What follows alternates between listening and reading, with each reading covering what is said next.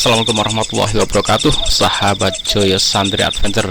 Oke, pada kesempatan kali ini saya akan mereview sebuah konten ya, yang judulnya itu kebiasaan warga Muhammadiyah yang tidak dibenarkan, dibuat oleh Bengal Dong ya, Bengal Dong. Oke, yang pertama ini ya disclaimer juga, karena ini konten sifatnya memberikan sebuah pendapat, maka pendapat itu sah. Jadi dia sah menyampaikan pendapatnya ya.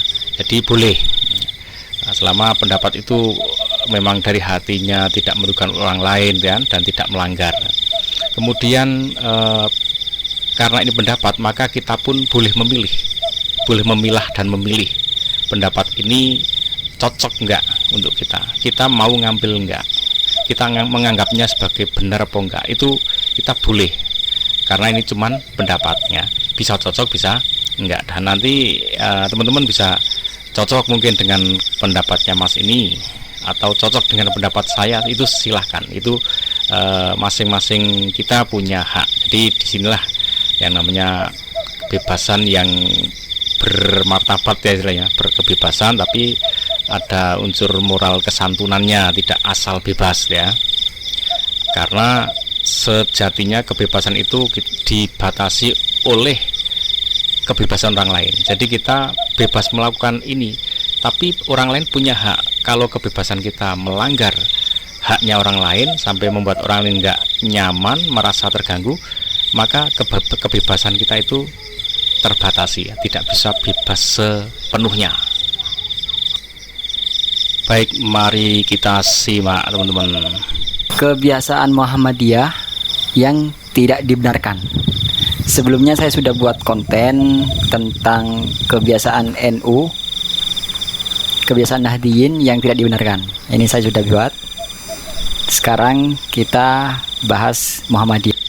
Oke, mungkin lebih tepatnya bukan tidak dibenarkan, tapi dia tidak setuju ya, tidak tepat ya. Oke, kita lanjutkan. Jadi bukan berarti tidak benar menurut agama ya, ini cuman tidak sesuai dengan pendapatnya saja, sehingga dia menganggapnya tidak benar, bukan tidak benar secara mutlak ya teman-teman. Kita lanjutkan ya.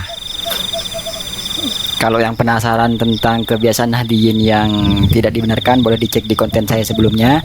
Sekarang tentang kebiasaan Muhammadiyah yang tak dibenarkan. Yang pertama, karena Muhammadiyah ruang lingkupnya ada di minoritas, ya kan? Kebanyakan Nahdiyin, lalu ada Muhammadiyah minoritas.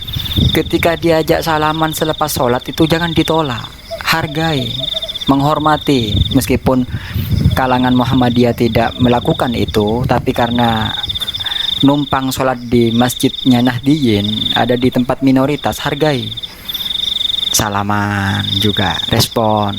Karena saya sempat di masjid rumah saya itu ada musafir atau orang asing lah, nggak punya rumah di sekitar masjid, tapi tiba-tiba ada orang itu, ketika diajak salaman nolak, dia nolak, ya tersinggung lah yang minta salaman itu. Oke, masalah salaman ba'da sholat ya. Jadi kalau menurut saya ya, kalau orang itu memang menjulurkan tangannya untuk ngajak salaman, sebenarnya nggak ada masalah, disambutlah salaman itu kan. Karena salaman kan nggak ada masalah. Bahkan Gus Pak itu ngasih tahu, lo habis salam terus buka HP nggak ada masalah, habis salaman nggak masalah. Ya itu sebenarnya nggak ada masalah. Cuman mungkin yang dikhawatirkan itu kebiasaan itu dikira itu rangkaian dari peribadatan sholat gitu kan. Jadi kalau nggak dilakukan terus membatalkan sholat, itu mungkin dikhawatirkannya seperti itu ke depannya. Karena kalau generasi berikutnya ngajinya kurang kan dikirain itu rangkaian dari ibadah sholat, sehingga kalau tidak dilakukan bisa menggugurkan atau mengurangi fadilah apapun lah ya terkait dengan sholatnya itu sendiri. Kemudian masalah menghargai gini teman-teman, kalau memang kita tahu orang itu kok begitu salam menengok kok sedang khusyuk berzikir, mungkin cara kita menghargainya ya sudah, nggak usah disenggol-senggol, diajak salaman, biarkan saja melanjutkan zikirnya dan berarti dia punya kebiasaan setelah salam nggak salaman kan, entah itu Muhammadiyah atau Wahabi atau Salafi apapun lah ya, tapi berarti yang kita salam tengok ini langsung zikir khusyuk, berarti nggak usah disenggol-senggol untuk sholat. Tapi kalau yang kebiasaannya nggak salaman kok sempat memperhatikan, diajak, diulurkan tangan, maka itu nggak ada masalah, disambutlah dengan baik gitu. Jadi disitulah letak saling menghargai. Yang nggak biasa salaman juga menghargai, bisa menyambut. Yang biasa ngajak salaman, melihat orang itu sedang khusyuk juga menghargai, tidak harus disenggol untuk salaman. Itu ya, itu pendapat saya. Silahkan Anda mau cocok yang mana, karena pendapat ya. Oke, kita lanjutkan yang berikutnya. Misal kalau kunut nggak angkat tangan, nggak apa-apa. Yang mayoritas toleransi itu nggak apa-apa. Oh, ini sebelah Muhammadiyah, nggak apa-apa wis. Gak usah ditegur Muhammadiyah. Nahdiyin juga jangan negur kalau ada salah satu jamaah yang nggak ngangkat tangan ketika kunut, nggak ikut kunut, nggak masalah. Toleransi. Ketika sudah rutin jamaah di masjid tersebut Muhammadiyah, tiba-tiba ada pengumuman, jamaah, kepada seluruh jamaah Masjid Al-Karim ini dimohon hadir ke rumahnya Bapak Santoso, misal ada tahlilan. Nah, salah satu jamaah ini memang rutin atau menjadi jamaah rutin di masjid tersebut, ternyata diundang oleh imam untuk tahlilan, hadir ke tahlilan, menghargai, menghormati tuan rumah. Meskipun tidak sepaham, tidak meyakini tahlilan, nggak apa-apa. Wes, diam aja di rumahnya, nggak apa-apa, diam aja. Yang penting menghormati. Kalian, Anda itu diundang, jadi menghormati datang. Niat memuliakan tuan rumah karena saya diundang. Diundang hadir itu juga sunnah Rasul. Syariat.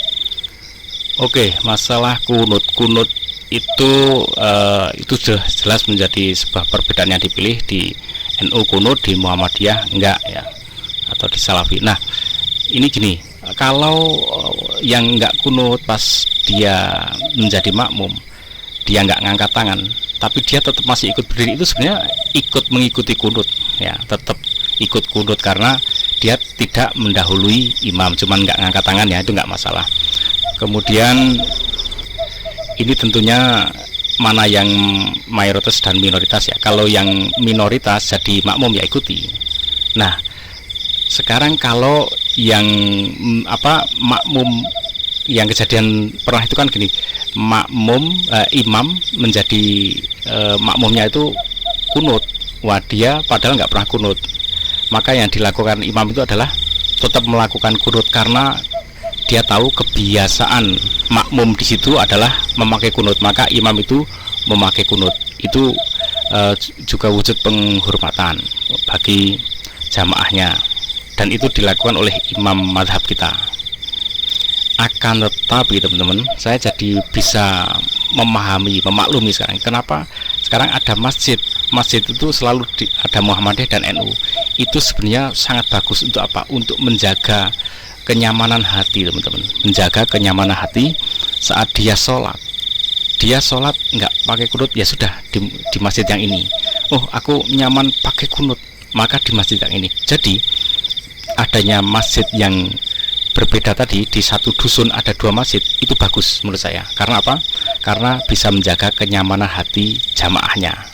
Nah, begitu di hatinya nyaman, ya sudah, nanti yang bagian-bagian hubungan-hubungan yang ringan ya, yang tidak terkait dengan pilihan-pilihan beribadah, nah itu bareng-bareng nggak masalah. Nah, kemudian masalah undangan tahlil, wujud menurut saya menghormatinya itu bukan orang itu nggak pernah tahlilan terus dipaksa diundang tahlil, jangan. Itu justru nggak menghargai dia gitu. Wong sudah tahu kok dia punya pilihan enggak tahlilan, kok diundang, itu kasihan. Justru kalau kita menghargai, sudah tahu ya udah nggak usah diundang, nggak masalah nggak diundang kok, wong dia memang enggak seperti itu ya. Jadi yang biasanya yang enggak tahlilan, lihat yang tahlilan ya sudah, nggak usah nyinyirin juga, biasa saja, karena sudah memang seperti itu kebiasaannya gitu. Yang jadi permasalahan itu sudah tahu orang itu nggak tahlilan, tapi tetap diundang, memaksakan supaya menghormati kita, supaya menghormati orang yang tahlilan, itu justru memaksakan kehendak, memaksakan untuk penghormatan. Itu menurut saya nggak cocok ya. Bahkan kalau kami di sini tuh hidup nggak cuman antara NU Muhammadiyah, tapi dengan non Muslim. Wah, dengan non Muslim toleransinya lebih jauh lagi. Mereka nggak jumatan nggak masalah, mereka nggak sholat nggak masalah, nggak tahlil nggak masalah. Karena apa? Wong mereka non Muslim.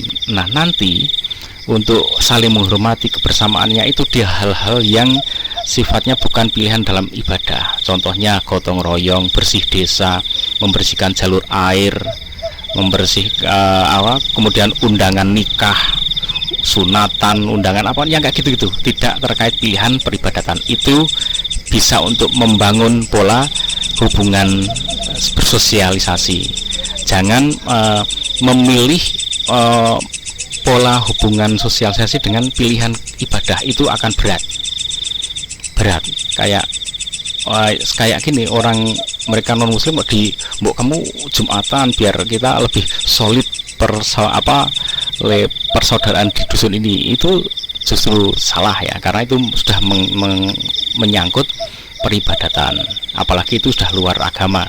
Yang di dalam agama aja ada pilihan-pilihan, biarkan saja dengan pilihannya. Itu justru menurut saya membiarkan orang nyaman dengan pilihannya, itu wujud penghormatan tertinggi bagi saya ya. Tidak memaksakan dia harus sama seperti saya.